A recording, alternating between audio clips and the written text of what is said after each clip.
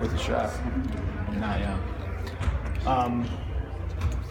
Obviously, guys like Gary and Paul are starting to get closer to coming back. What is your guy? What's your thought of like how you'll integrate them back? I know last year Paul came back, brought him off the bench for a while. Right. Same with Gary. Is that your plan right now, or is it still too far? I don't have a plan yet. Yeah. You know what I mean? The exciting thing is they are all getting closer. When do they get back? Who knows what that means? But to have them slowly integrating back into practices is great. But when they're able to return, I want those guys to know it's not like I expect Gary, who I think will be back before anybody, to come in and save the day. You know, maybe it's easier for me to bring him off the bench, ease him back into it. These guys have been out for a while. Will Barton's been out since game 2 of the season, so ease guys back in. And that lessens the burden and the load and the demands on everybody else. You know, obviously last 2 games, 2 tough losses. We have the 29th ranked defensive efficiency the last 2 games, so we have to get back to defending much better.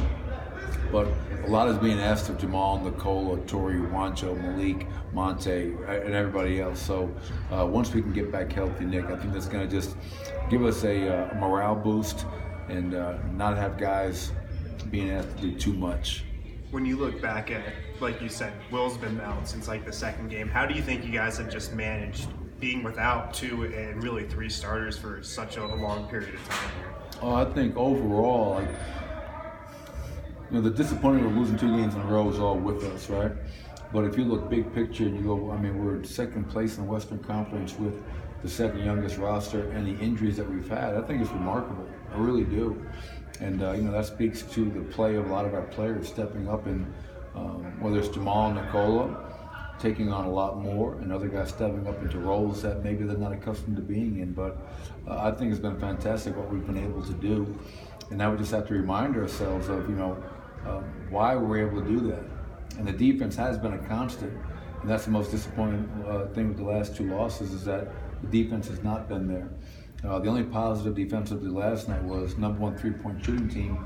We did a really good job after that first quarter of guarding the 3-point line. But we just struggled to make shots. And our transition defense was awful last night. And, I showed them 3 different segments of film today. End of the first quarter, 9-1 run. End of the second quarter, 10-3 run.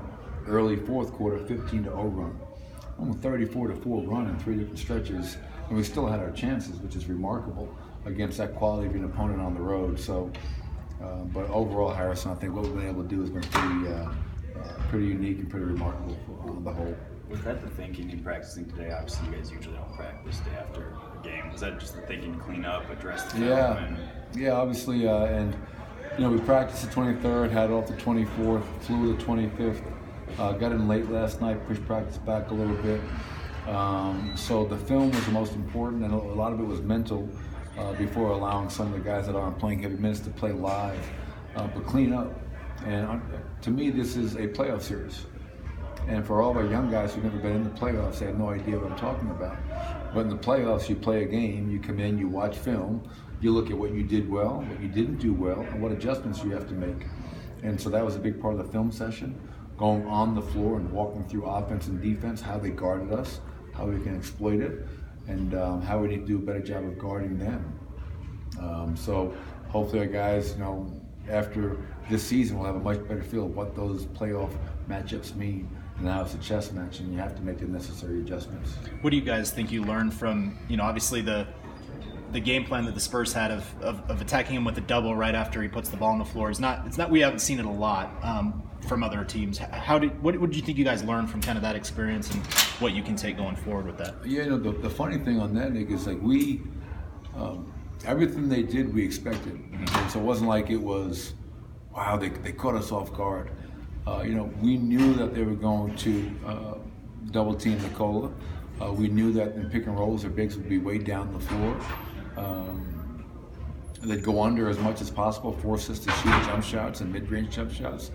And it was a really weird stat. We had 18 made threes and 17 made field goals, more threes than twos. Our finishing last night was abysmal in the paint. But what we can learn from it is every time Nikola puts the ball on the floor, they're coming. He's going to have 2 and 3 defenders on him. He had 10 assists last night, only 5 shots. So we have to find ways to get him to shoot quicker before the double comes. But then the spacing has to be great when they put 2 on the ball. That's what you want. When your best player gets double teamed, who's a great passer, we're going to get open shots. We had a ton of open shots last night that just didn't go down. I think Jamal was 1 of 8 from 3, 4 of 19 from the field, and I think 6 of his threes were considered wide open for NBA stats. Nearest defender, not within 6 feet. So now it's a question of, can you make those shots? We cut a 15-point deficit to 5 late because we hit some threes. They have to call a timeout. They got to put their starters back in. The kid Metu got in for, like, you blink he was in, blink he was out. And I give our young guys credit for fighting and scrapping to the very end. But yeah, they did a good job. Give them credit. I mean, they said Nikola's not going to beat us. Somebody else has to, and you have to make shots when they do that. Do you think they'll come with the same strategy in this next game, or is this a chance where you can see Pop mix it up? I think, when you win, you don't change a whole lot. I mean, it's usually the team that loses the game that's got to make a little bit more of an adjustment. But I think they'll mix it up. They'll bring a double team whenever they can. They'll switch his pick and rolls. Go back to last season. We beat this team twice at home, and Nikola was really effective and efficient with the pick and pop. So now a lot of teams are doing, they're just switching that.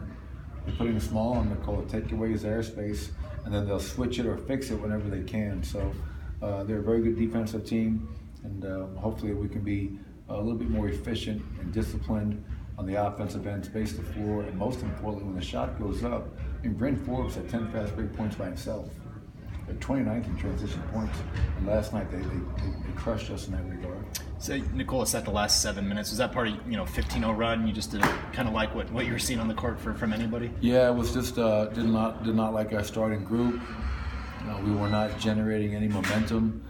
Wanted to get some, when you're down 15-0 run, and I thought that group that allowed the 15-0 run, they allowed a lack of offense, a lack of scoring, a lack of shot making to really affect their transition defense and desire to get back.